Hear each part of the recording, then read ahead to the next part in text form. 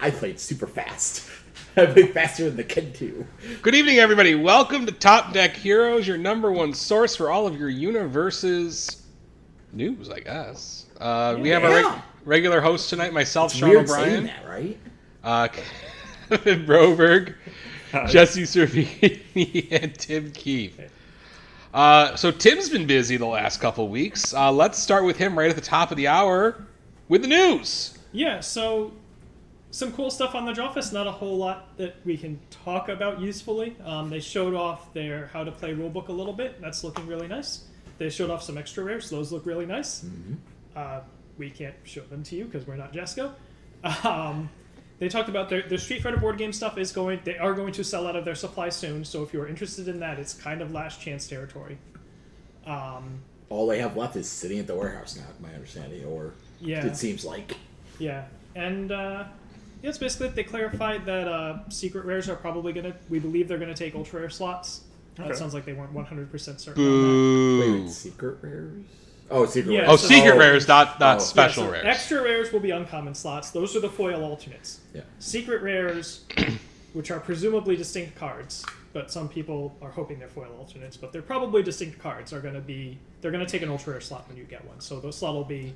Which makes sense, right? It's a rare and ultra rare or a secret rare. Yeah, you don't need to get a box that has like 7 super premium cards. Right. You just get 6. I don't know. I think they slipped them the extra information when they said there is extra rare versions of the secret rares. Yes. That was you can get an extra secret rare. An extra rare secret rare. That has to be the term. You gotta be very careful. It's not an extra secret. You know, back in my day, there were 5 rarities: common, uncommon, rare, ultra rare, and promo.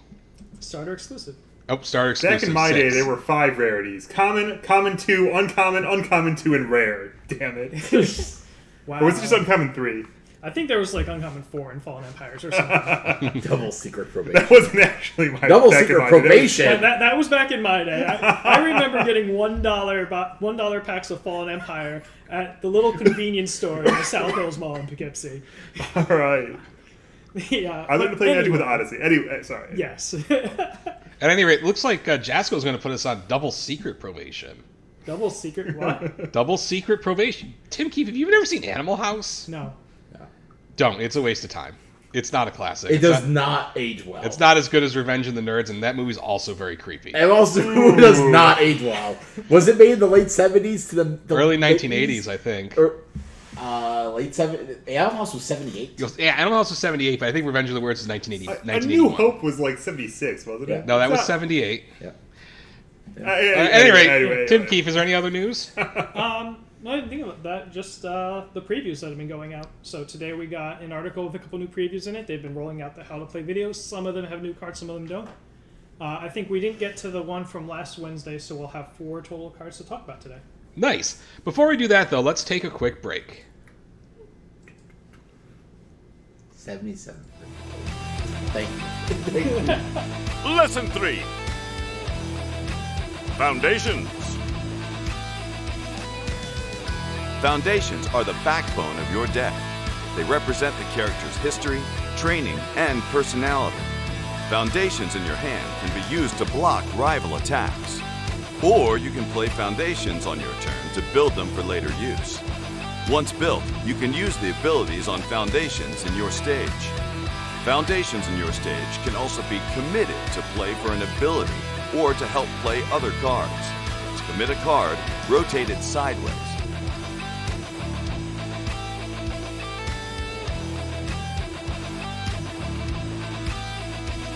To learn more, check back each day for a new lesson.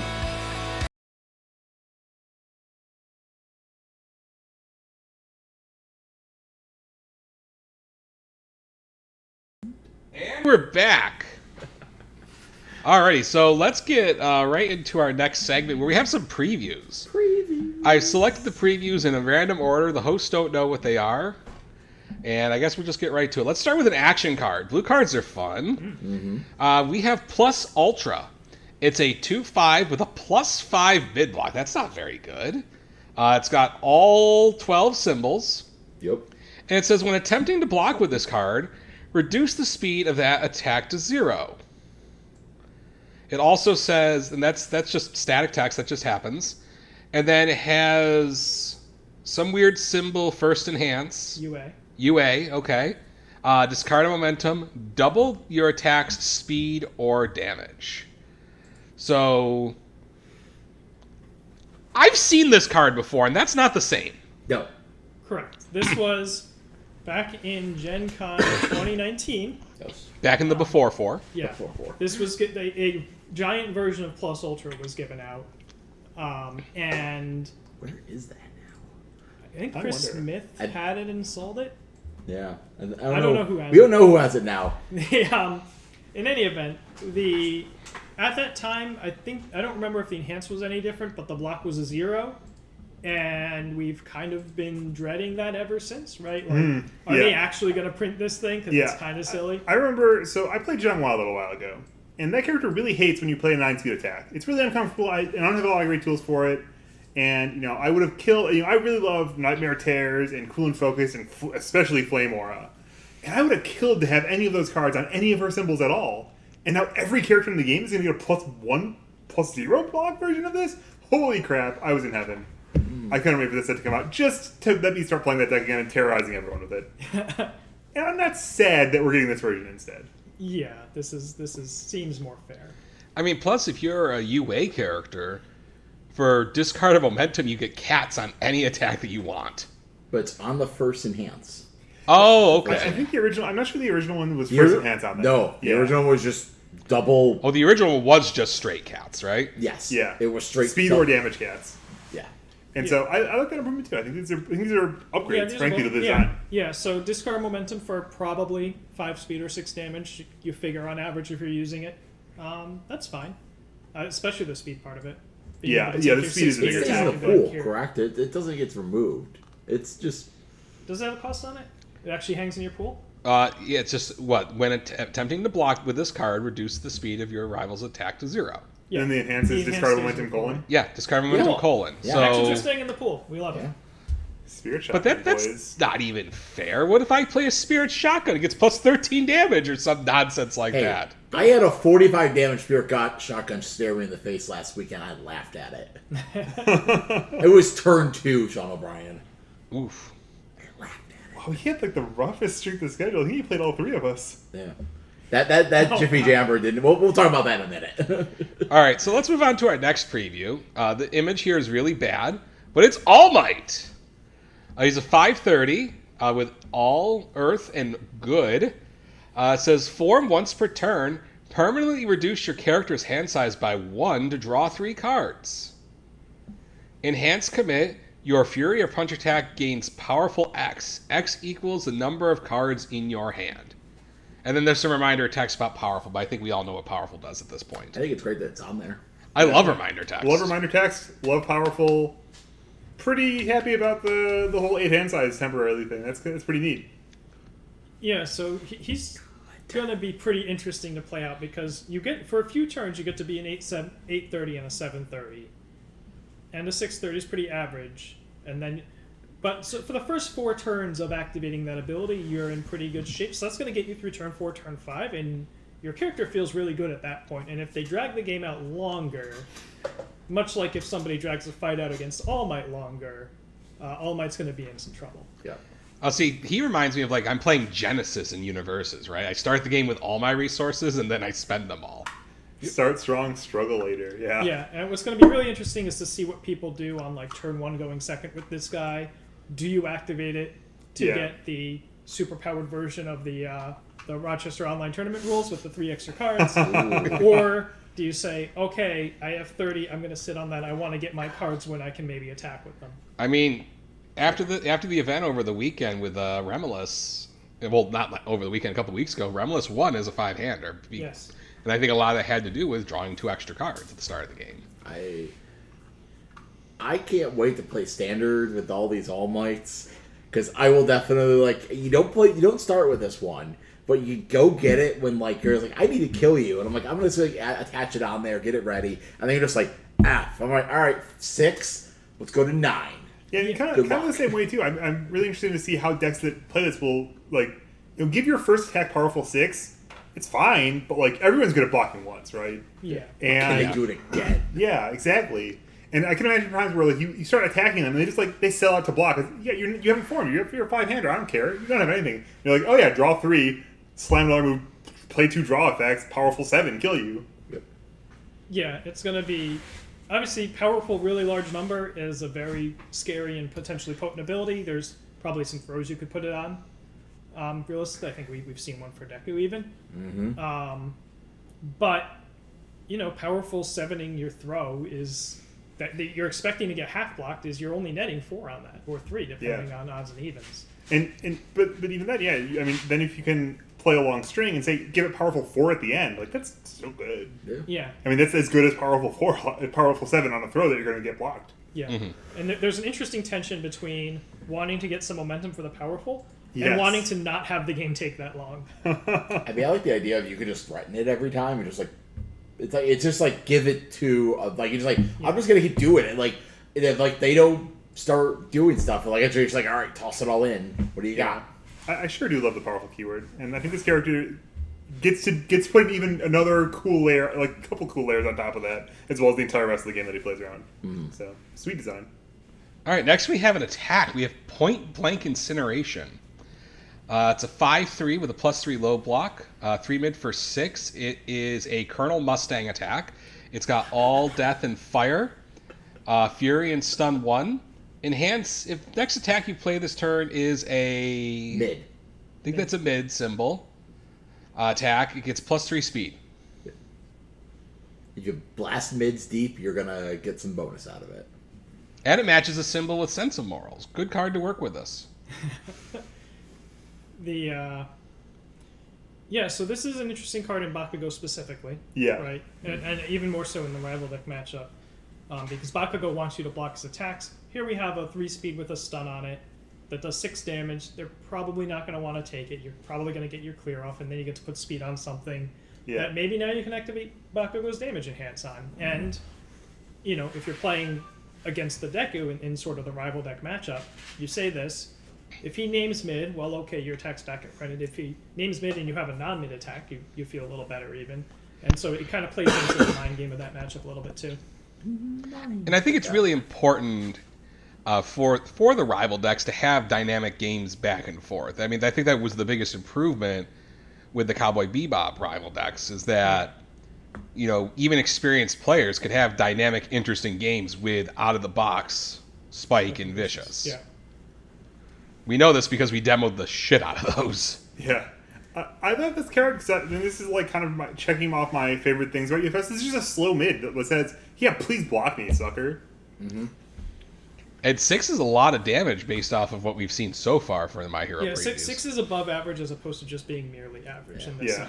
And Bakugo can even make it a make real it standard card. He can put. I mean, he has a foundation that says put 2 damage on this when it dies. Stack foundation. Yeah, that's 3 mid 10. Yeah, this is real last move. If you get 2 of these back to back, you feel pretty good. Yeah. I mean, it passes. MHA is gonna feel like it's gonna pass the Matt Hughes test a lot, where it's like the better attacks are gonna be like, is the damage higher than the difficulty? Maybe we got something going on here. old UFS. Unfortunately, if you're not playing MHA only, I don't think this card stacks up to standard. I would struggle to say. I mean, it's a card you could set this up to lead into cats. That's kind of neat. Yeah. You could use this as a weird focus charge because 2 of those symbols don't have focus charge. If for some reason Nightmare decks aren't just evil throw decks at some point, you could do it in there maybe. If they block it, that's really charming. Oh yeah. Oh, you block it, pick it back up, throw it again. Yes. Now I've stunned you twice, and it's a 6 mid 8. That's That's charming. I mean, that's a great bridge into standard, right? So that's a good character, and here's a pack in your demo deck that says, check all your boxes. I'm an attack that wants to get blocked and gets better in multiples, and here's Nightmare, the character who wants to get blocked and gets better in multiples, or gives you multiples rather. Yeah. All right, we got one more card, and I really need this week because I was hoping for more previews, but I haven't gotten them yet. And it's just been a long week, so I need some encouragement. This is a 2/5 with a 2 mid block. It's Bakugo Foundation. It's got All Might on it, air, death, and fire. Response flip. After your unblocked attack resolves, discard it from the card pool. This card is good. This card is good in a lot of formats. Turns out It's a +2 mid block, right? 2 mid block, yes. Ooh. So you guys all played with Fast Stitch Gamble. How many of our viewers played with Fast Stitch Gamble, do you think? Yeah. Like, that was a 2/5, 2 mid block, same stats really, and it said destroy to clear an attack and draw a card. And this is really kind of the same shape, except that instead of being an unconditional form, this is a response where they didn't block. Yeah, and you don't lose the foundation, so it's like having another card. Yeah, it's like you get a face on your stage, and that is like playing a face on directly to your stage, a card with no abilities directly to your stage. That is entirely worth a card. Yeah. Right? That is very good. Yeah, there's a card in Standard right now that's flipped to clear a card from your card pool. It's a 3 difficulty. Yeah. Okay, Hellward Bound. With a +6 damage on a second enhance. Yeah, and people are really playing that card, so it makes sense to iterate on that effect a bit. Yeah. Try the 2/5 with the conditional pool clear. But overall, I think this is probably better than any similarly shaped card in Standard that I can think of. I think clearly. Yeah. And Yeah. the only hitch is that there are decks that want to block everything, and kind of Yeah. when you most need this sort of effect, it's an effect that helps you pass control checks. Ultimately, like it clears Right. a progressive difficulty, and if they're like if I'm holding 2 breaker blocks, this is the last card you want to have in that situation. Right. But If anybody's wondering, yes, I want to play this in Kunjin. Well, I was Yeah. thinking, like, I was thinking about what reversals are good in this format, right? Because one of the problems with reversal is that unless it threatens lethal, it's +1 to your block modifiers for the turn, and nobody blocks reversals unless something bad happens to them for it, right? So So- now it's, I'll block reversal and And get rid of the reversal, and if you don't block it, great. I'll dome you for 6, and the shields are still up. shields are still up. Yeah. Yeah, I see this card going directly into Ken. Holy moly! Yep. Yeah. That's probably where we're going to see the biggest splash of it. Raptor. Yeah, Raptor Could can see play it, it with Raptor, straight yeah, face for yeah, sure. I mean, yeah. he plays fast attacks. And that's Response speed, yeah. yeah. Here's your... Oh, you didn't block that Lake Shredder? Goes to the yard. Guess what? I'm ready that board back up later. Oh, man. Yeah. Tasty. And I love the play pattern. And I love these cards that give you a mini game on the first stack of the turn, right? Yeah. Do I block this? Do I not block this? Because then it just everything. So many interesting things flow downstream from that. Yeah, and of course for your Bakugo, this guarantees that you get a pool clear, which is nice because it Yes, has some cards that's- like Yeah, that's like the clear story. Blast of what Rush this was. Turbo or whatever Yeah. it is now that gets, so it fits really well in hand. Did you clear a card? Do this. Yeah. Man, too bad Proto Man isn't legal and also good. Well, this would help him a lot. And I was thinking about we talked about two characters that basically one who draws a card, and one has a attack tutor on their character. Like you really want this card in any deck that's going to attack a bunch, right? That has a Yeah. fairly high attack on it, has ways to add more attacks to its hand. Yeah, something's going to land. Yeah. All right, that's our previews for this week. And don't forget, we have at RochesterCCG.com, you can still pre-order boxes of My Hero Academia. I can tell you that they are going to sell out. We sold almost 200 this week. So stock is going to dwindle. And I don't expect... we're going to be in Digimon situation. I've been saying this since January. And now I'm starting to count my inventory, make sure I've got enough, make sure I don't oversell, because it's getting down to that wire. So please pre-order if you haven't already, because you're going to be sad if you didn't. Or return their orders. And on that note, it's time for a break. We'll be right back. You really sold it out. Lesson 4. Attacks. Use attacks to deal damage and defeat your rival. Attacks have 2 unique statistics, speed and damage. In addition to speed, attacks have 3 different zones they can be: high, mid, or low. The number in this starburst is the attack's damage. Unblocked attacks will deal damage to a player's health.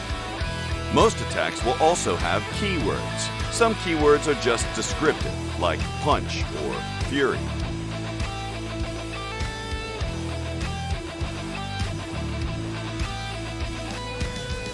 To learn more, check back each day for a new lesson. Lesson 5. Actions. Surprise your rival with traps and hidden abilities. Actions are special events or abilities that can seriously impact the game. Abilities on these cards are played from your hand. You can play them any time that a similar ability has been played.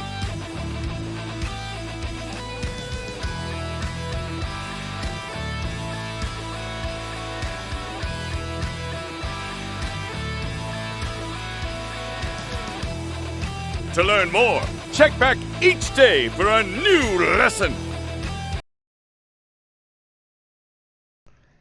Welcome back, everybody. I hope you have been enjoying your lessons for the My Hero collectible card game.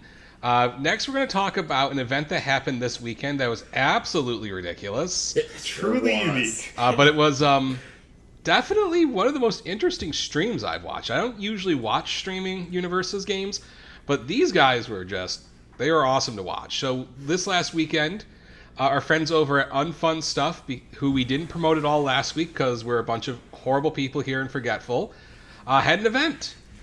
And in this event, a whole bunch of banned cards were legal. Yep. In some cases, cards from that, like some of the earliest banned cards were legal, like back from 2006 for some reason. And yeah, so that happened. One of our esteemed folks came in second place. Yeah. One also came in fourth place, and Jesse played as well. Yep. So let's. I'm going to turn it over to you guys. Talk a little bit about your experience and what you played. Let's start with Jesse. All right, because I'm the one who didn't feel like he did well. I played Liu Kang because I just wanted to play what I felt was just like a all-in Liu Kang deck. I was finishing being Mario. It was your person like Ken too. Yeah. We were competing for. That we'll get to that. We're gonna get to that. That was a fun thing that happened because I was like, "What the hell's going on? How do you?" Anyways, what an unfun event. I was finishing game. My rounds were either win or lose in 15, 20 minutes. I drew round one. I don't know how, but I did. I had to kill. I had to do a kill turn with. There was literally I was gonna flip into all my attacks. I had one attack in hand, and I'm like, hope it's good. I got to play against a pretty good field. My loss was to OC. He won. That was probably the scariest deck that I played against. I was just like, I can't do this much damage with a double cancel. Yeah. It was rough. I tried so hard to kill him, and I just couldn't. And he just could get me to 8 momentum out of nowhere. And I was like, well... Yeah, that deck was actually completely insane. Well, I was watching his matches, and it seemed like he drew double destruction all the freaking time. He's playing 8 attacks, and two twinkles, and then a pile of actions and this just in interrupts. Right, it just seemed... we can't say like, oh, he didn't shuffle his deck enough because it's TTS. Yeah, it's TTS, but he just seemed extremely lucky in his draws. Well, I mean that was one of Twinkle's things back then, and it's still true. You know, if she just gets a bunch of distractions, if she gets her stuff early, and you don't have Celestial being exactly at the time, right? Mm-hmm. You're gonna lose. Yeah. That's just kind of how she goes. Mm-hmm. And what I think really made that deck was that when he didn't just draw the nuts to be able to threaten you on turn 2 or 3, like the deck was also just completely insane, right? It could just build this crazy. I mean, we've played a bunch of evil decks around here, and we know how good evil is when it wants to not die, right? My character got errated, and did it get banned and then errated? Or? I don't. Whatever. Anyway, my character got nerfed into the ground because of the evil wall in Princess Berry, and you could play Princess Berry in this tournament, and OC didn't even do that. Yeah. But he was just playing all these wall pieces backed up with every turn free revoke. Yeah. I played against a Jiffy Jamber that was playing a bunch of cards with the infinity symbols and trying to shotgun me. That was an experience. I know one of the lines he had was Nutcracker, put in Moment of Rest, and Spirit Shotgun. Normally not a card you put in with Nutcracker, but that's 18 symbols that now shares lineup. Yeah. He was playing Dragon Fleet's lineup. I'm like, he went I think he did one turn. He went Nutcracker, Dragon of Police lineup, play a Brutality, play a Shotgun. I was about to say, you could also use Fatality if you want to, because that's a main Yeah, he was effect. playing Fatality. It's like if it had 3 Infinity symbols, he was playing it. It was a pain. I won that match somehow. Better rather save a quickly. prepare to fight for that. Oh, it doesn't work. And then I had a match on stream in the last round because it was a winning in, and I just got bodied by Napalm Man because I forgot how damn good Napalm Man is, and I was not playing Angel Samwise because I built my deck the night before. Yeah, hopefully nobody tested their decks because that's No, I just literally I should have changed the spam for protect my board. That's all I should have really done. But man, that Napalm Man was just like I built 5. And then he double Tagoro brothered me in a 5-handed double boom this. I'm like, okay. And then I'm like, activate these for some damage. Tagoros. I'm like, well, I'm at 1 foundation. I have 1 in hand. I'm behind and this game's over. Yeah, it's very easy to forget how oppressive some of these things were. Yeah. And so it was interesting to come back and see all of them. And maybe I'm not one to talk. We'll get to you, Cheaty McCheaty face. I certainly never knew how aggressive that was. I did win 1 prize out of the event. I didn't realize it at the time because I was watching SummerSlam when they were just announcing most of the awards. I won the Unga Bunga award. I think by literally math, I was the fastest player. The fastest completely, and I had a draw, and I was the fastest player. That shows that in 4 rounds I was the fastest. It's crazy. So I was happy with that. I get a promo All Might, so now I have Nice. 4. Nice. So now I can play with I'm gonna have this really blinged out All Might deck at some point. Alternatively, you give them away at the Jesse Cervini's Oops All Attacks retro event. I have something that is hopefully will be available, and it's going to be something kind of cool. I'm waiting my timeline on something returning from grading. Yes, I have something very old from UFS days that is in grading right now. I know its score, and it will be arriving eventually. No, I did not go through WADA. If anybody is wondering, I hate WADA. I will never support them.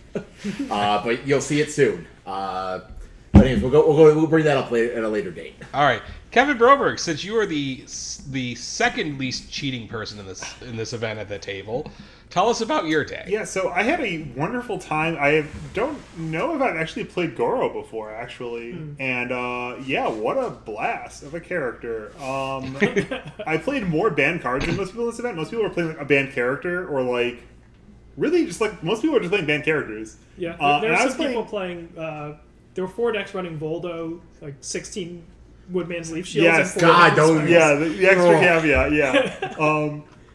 I actually watched my stream match that I was on in the second round, and I didn't realize that I actually beat a hand of quintuple Woodman's Leaf Shield double downward spiral pretty comfortably. Jesus. Wow. Because 40 life is great like that. So, Kevin, tell us about all the not standard legal cards in your deck. Well, so yeah, I played Goro, who was banned.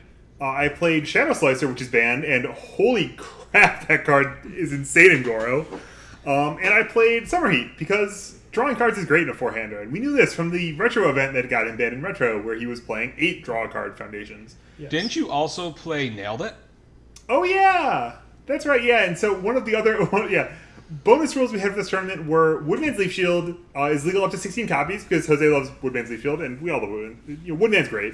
And then also, any of Phil Birch's cards, if you can Phil Birch 1, the original version even, if you want to do, Nailed It, Blood, Sweat, and Beers is legal, and I guess did Phil Birch 2 rotate yet? Probably. Yes. But he yes. But who cares? All those were additionally legal in the tournament, and I knew, Nailed It's great. Nailed makes control checks critically. Nailed It draws cards. It's really fantastic in Goro. And so I crammed some of those in there, and it did a little bit throughout the day. It was very helpful in my match against Cody's Liu Kang, who I played twice. So that was dope. But yeah, I played technically suitable for me. I think I played a tri-symbol deck. I had Dark Gyarados to help support my Shadow Slicers with Chain on Fire, and then I was mainly on all deck though. Yeah. Had a couple Earth Chains. I think I chained Nutcracker or Dark Gyarados into Nutcracker once as well. And and one of the things Goro gets to do is he just gets to do this, right? Because you pick your hand, Yeah. so chaining is almost entirely a non-issue. Yeah, I'd considered playing a Hellfire Impalement deck that was still going to splash Summer Heat, and I thought that was a bridge too far. and I also realized that I really love this little package of transform for Nutcracker to get Burning with Revenge and get 2 face downs. I love that in general, and it's like doubly good in it's like really quadruple good in Goro, because Nutcracker, I got to play a lot of 12 damage Nutcrackers, and it reminded me how much I hate 14 damage Nutcrackers because I put in Burning with Revenge, and I remembered how much I used to hate Nutcracker, and I still, it's cool level up because no one plays it anymore. It's not good enough. But boy, that card's messed up.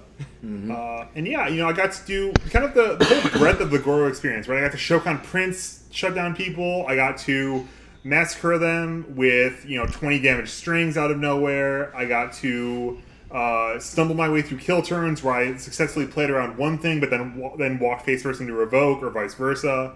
I remember my very first game, I was about to get locked out by, or I suspect my opponent. I was playing the Jiffy Ember deck, who 8 hand size gets to play a lot of Bamboo Blind Slices. Very reliably has that. Had like 2 or 3 momentum stacked up. It's like, golly, I really don't want my attack scheme discarded. Let's get Dark Gyarados! And I felt very clever for splashing this card in my deck to recover that situation that probably would have been unrecoverable otherwise. And then the next game I face planted directly into a Revoke and had like absolutely nothing going on because I only picked up 2 attacks that turn for whatever reason. I picked up Shadow Slicer and Goro against Revoke is a very curious situation because if you pick up 2, now you're insulated, but your ceiling is much lower, and if they have something else, it can go bad. And it's a very at some points it's a very thinking person's deck, right? Where you have these subtle choices, you have these 1-ofs you dig to, you have access to your whole deck to some extent. And at other times, you just like play 5 foundations on turn 1, and then on turn 2 you transform for a Nutcracker, and now you have 7,000 foundations, and nothing you can do loses.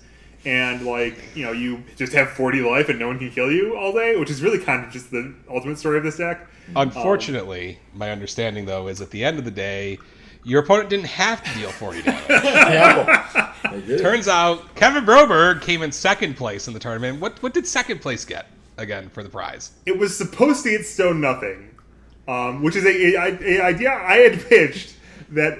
First place gets $10, and then second place for the sin of trying too hard gets nothing. You lose. Good day, sir. But I'm still getting my side pot bonus prizes for doing the weird goals that we threw in. But I'm getting no prizes. I wasn't entered on any of the raffles. At any rate, Kevin ran into obviously coming in 2nd, played against the champion, who didn't need to deal 40 damage. Tell us why that. Yeah, I played against really the deck of the night, I think. I think he actually won Brownlee's award for coolest deck. It was the cheating gauge deck, right? It was banned Twinkle Murdoch gauging on her MRP reprint. It was a really fantastic deck, kind of featuring one of the really cool ideas of playing a low attack deck in UFS, which is that you play the low attack count, but then you also play a bunch of like weird cards that are special blocks as defense that are sort of like attack slots. You can't build them. Twinkle Murdoch has a alternate win condition, Distraction, Destruction, that says if you can force your opponent to have 8 momentum, you kill them instantly. And with Twinkle Murdoch's abilities, and especially with the gauge abilities, if you have gauged... That's 4 momentum in 1 attack, right? Yeah, that's immediately 4 momentum, and Distraction, Destruction also gives them 2 momentum. Yeah, and they already have 2. So if they have 2, you play Distraction, Destruction, and you win. Yes. And the deck is also full of Tira and Twinkle Murdoch support, which give your opponent momentum. And so the deck, I think, killed me on turn 2 in finals at one point. I actually played him in Swiss, and he just didn't draw the Distraction the other time. I managed to force him to block with one at one point, and that was kind of neat. But it was a really sweet deck, and he took me to 3 games in Swiss, and then he just stomped my ass in finals. It was a really phenomenal deck. It was a really phenomenal event, and also, I guess I actually had more not standard legal cards in my deck because I had 1 main deck Woodman's Leaf Shield to stretch out that 40 life total a little more, and then I got to actually reveal this on stream because Phil Birch accidentally set me up in the most incredible way that my sideboard was 10 additional copies of Woodman's Leaf Shield, so I kind of had 16 ban cards. Because I had 4, and then I said 6 more plus my character plus 8, so 15 ban cards. So how many did you bring in at a time? I brought in 1 against Twinkle Murdoch, actually. All right, before we get to Cheaty McCheaty Face, we're going to take another short break. We'll be right back. Lesson 6. Assets. Adventure play to the next level with asset cards. Assets can be tools, allies, or even special locations used to help get an edge in battle. Assets are similar to foundations, but you cannot commit them in order to pass checks. Because of this, they tend to have strong abilities.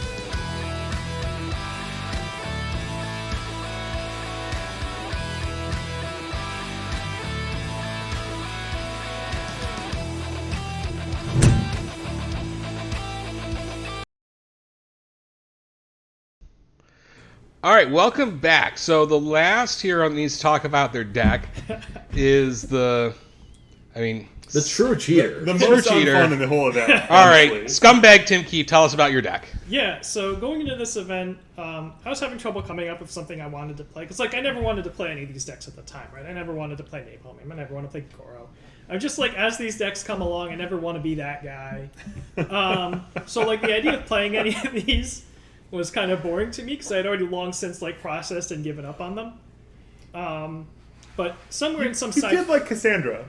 You know, Yeah, you like I- your Earth Walls, but you like Missile I- Launcher, not throws. Yeah, I wasn't. I eventually wound up on all throws, but that was after Shield Big Bang was gone. And somewhere in some conversation, one of the legacy power hours that happens all the time in these discords, the old 2006 Cassandra came out, which to my knowledge she was banned before I started, so I don't exactly know. But my understanding is that she was the first character to get banned. No. No? Incorrect. Who got banned before her? Zasima Zas got happened first. got banned I- first. I And think the Ken got errated also on that same list. I think they invented diversity for Cassandra. Do you think is that right? No. That's also incorrect. No. Oh, wow. There's also this- Diversity was just introduced when set 3 was the third release of sets Okay. was that's when it became legal. Oh, right when I started. Okay. Yes. That's when diversity became a thing. All right. I remember stories of 7 Cassandras in tops. There was a few large events, but none of the majors. Okay. The first nationals and the first worlds in the U.S. I don't know if the first UK was no diversity, but there was 2 Cassandras in the first U.S. that was won by I can't remember. Yeah. And then the one the tier that won the first worlds by Coles. There was one Cassandra that was running the tables, and then Coles knocked her out immediately in top cuts. All right, let's look at this Cassandra, so people at home understand how silly she is. She's a 7/22 with Air, Life, and Void. 22 Vitality and a 7 hand size. Maniacs. Man. Has Respond, discard a card. After your opponent plays a non-attack card, negate its effects and discard it from the card pool if the card you discarded was the same type as their played card. Which means if you play a Foundation card and Cassandra has a Foundation in her hand, she can discard it to get rid of your Foundation. And then F-commit, play an attack from your hand as normal. This attack gets +2 speed. Yes. quite a dichotomy between the power levels of those two. I did get to activate the Form to clear Breaker 5 at one point, because you're trying to play a card as an effect, not as a form, so you can fail that check and not end your turn. So I tried to play Dragon's Tongue on a 15 or something. By the way, I was playing Dragon's Tongue in case they made me go first, which everyone did, except for Cody Kent one time. Oof. Someone was going to do it. I was ready to go first. Actually, no, I think we played 3 games. No. Oh, we played 2. Yeah, maybe we did. I don't even remember. But so I was playing Dragon's Tongue so that if they did get a board, I could fix that situation. But I kind of knew going in that this wasn't really going to work. I wasn't actually going to be able to keep people on no foundations forever. Just realistically, at some point you're not going to draw enough foundations. So I hedged a little bit. I made the deck a little bit more honest, or quote-unquote honest, by stacking the standard Cassandra, which is the present boogeyman of the meta, and playing Shield Big Bang. So, at the start of the game, I was this immensely broken character from 15 years ago, and once the game got going, I was the character everybody hates right now, playing a card that she was banned for winning Worlds with 6. This deck was toxic. But, that's kind of the idea, right? If I'm going to play in this event, I don't really want to play these characters. Let me play the most toxic thing I can. And so, when I saw like Cassandra 2 came out, at first, like, I posted it publicly as like a joke in one of the Discords of like, hey, what if I just play this at the event? And then like 5 seconds later, I'm like, wait a minute, I deleted that post, and then I messaged Chris Bromley, and I'm like, all right, so what if like the night before event, I send you a list, and it says Cassandra on it, but it says Cassandra parentheses 2006. Will you disqualify me instantly? He's like, I don't know. I'm like, okay, here's what I'll do. I'll send you the list. If it's funny, you let me in. If it's not funny, I gave money to the Red Cross. Oh darn. Right? So that was the deal. The deck had to be funny enough. and then we got in. Is Bromley really the hero from season 4 of My Hero, where you have to like make him laugh to work for him? Right? And I think that it's completely fair game. The first rule of the page says everything is unbanned. Yeah. That's the first line of the page. So I think completely fair that you play a Yeah. historical ban. Yeah, so it was, and it was kind of, from my perspective, not all of my opponents had a very good time, right? But it was interesting to pilot that deck, right? Because you're always thinking about how many foundations do I hold, right? Do I really, if they have four cards or like 5 cards in their hand, I have 3 foundations. Do I just stop every single one of them? Do I let one get through? And it really made you think about the game in sort of some different angles. So it was kind of interesting in that regard. I felt very nostalgic watching him play it. Because I played that character for like the first, until he got banned. I was like, I was the local boogeyman of Rochester playing this character, because we had people that would come from Syracuse to play, and they would always, one of them would bring that deck. Oh. So I'm the one who was like, I was the money bag whaler. So like, oh, he's here this week. All right, here's my 80 card Cassandra deck that plays Revitalize and all that. Oh my god, it was ridiculous. Yeah, I remember right after she first came out, I tried to build a deck with this, and turns out I was a poor college kid back then, not the Rochester whale I am now.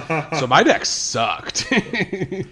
I will say 2 things about this. One of them is that playing against this deck and watching it on stream, I kind of understood how they thought this was okay. Like, I had only experienced this character kind of in the hushed whispers of how broken it used to be. And like, you read it, you think, wow, that's super cancer suppressive. But then playing against it, it's like, oh yeah, like your opponent can just draw bad sometimes. Or like he has some actual choices to make of how to cancel. Like, if you can, like, I remember actually on stream he played against OC, and he drew a hand of 6 foundations, and he played his best one last, and you would always spend all of your cancels on this first 5. Yeah, and he completely reasonable. So it's like, well, he has 6. Yeah, then he seeks out a Jolly Glue, which is like one of the best cards in that matchup. Yeah, and there were games when, and this was partly because I was hedging, right? I wasn't playing 80% foundations, because that definitely wasn't going to work. Not that I cared that much about it working or not. I definitely thought that people YOLOing me on no foundations would work better than it was, but because I was also standard Cassandra, it was kind of fine. Well, that's the thing. I was sitting at home, and like I said, I don't usually watch a ton of Universus coverage, but the commentators for this event were absolutely awesome. The Unfun guys are great.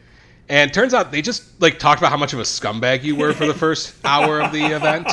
And I was thinking to myself, like, is she really that much worse than the other nonsense going on today? Like, is she worse than double Twinkle Murdoch? Is she really worse than Goro with Shadow Slicer and Summer Heat? Is she really worse than Napalm Man? I wonder if she might be worse than any of the other decks that are actually semi-historical standard decks. Like, Goro never got to play Shadow Slicer and Summer Heat. I don't think he ever got to play Summer Heat, period, until Retro. He got to play...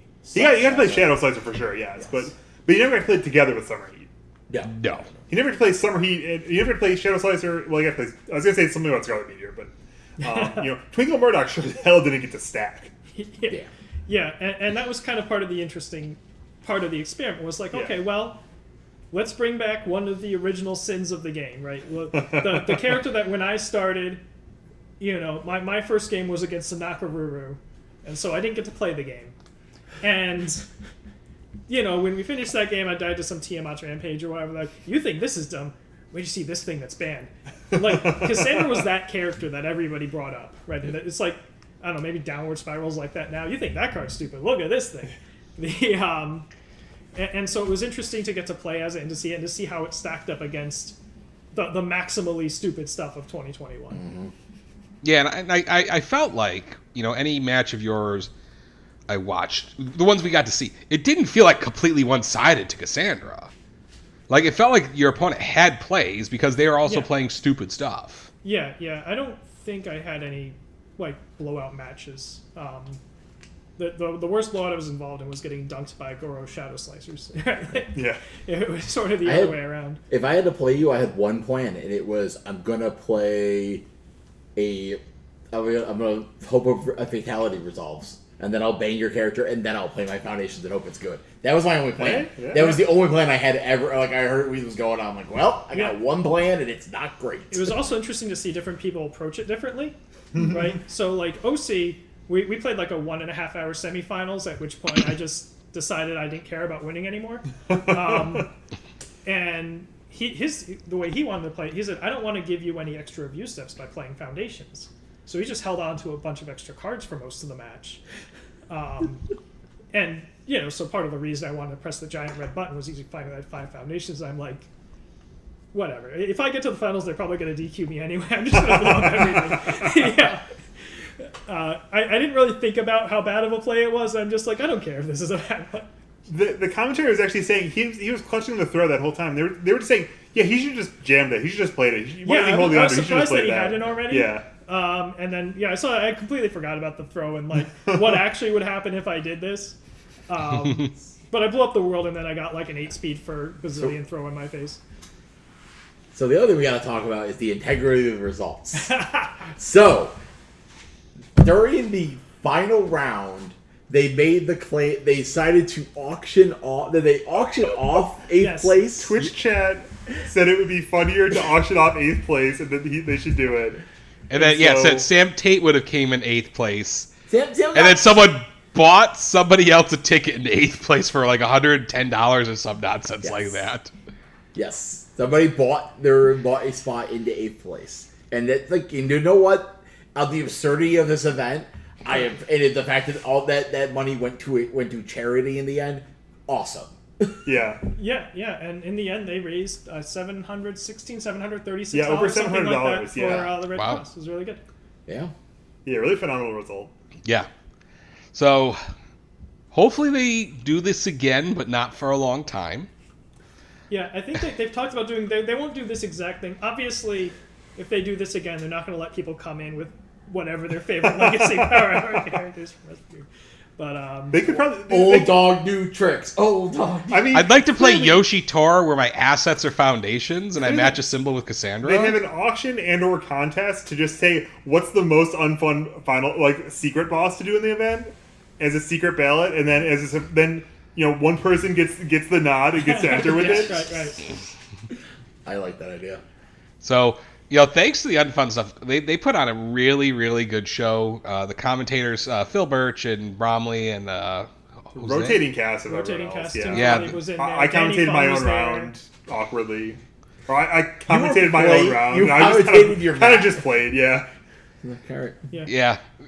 It was interesting. It was a fun watch, I think. And you can catch all of it on YouTube if you missed it. They're all up on the Unfun Stuff YouTube now. Very nice.